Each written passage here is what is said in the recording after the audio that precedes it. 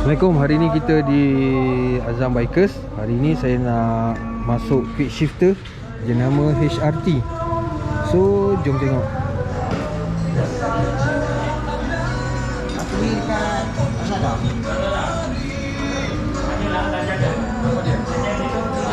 Lazada.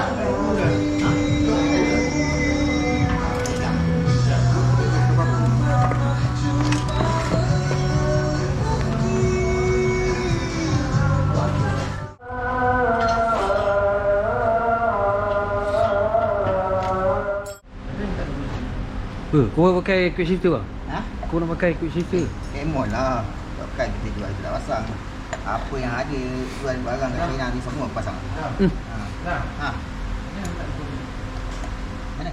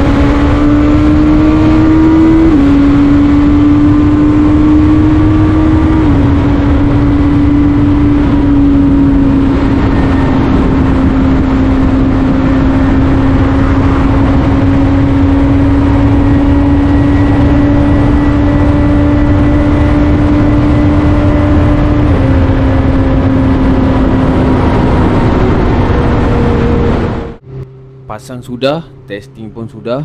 So, pandangan jujur daripada saya, HRT quick shifter ni sangat-sangat best. Sangat-sangat best. Bunyi pun bila kita tarik tu, lepas tu kita nak shift up gear tu, macam MotoGP sikit bunyi dia. Tu yang syahdu. Pasti tak rugi. Memang best, sangat-sangat best. Kalau dari segi pick up, confirm lah dia ada jimat berapa second. Kalau macam tak ada quick shifter, dia ada hold dalam berapa second. Dan bila kita release clutch, baru motor tu pergi. Tapi bila ada quick shifter ni, dia akan jimat berapa second. Tak payah tarik clutch, hold, buka saja throttle dan kita up gear saja, dia akan pergi. Kat situ adalah sikit dia punya pick up. Jadi dia sesuai untuk semua Benelli TNT 600, semua jenis tahun,